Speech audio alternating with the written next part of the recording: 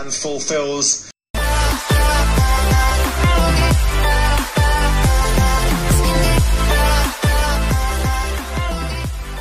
Joan Mir is the world champion! What an absolutely remarkable performance. Wheelies coming in the background as well. Dorna CEO Carmelo Espeleta coming down to congratulate a new star in MotoGP. Great shot there as well. Just that garage here tonight.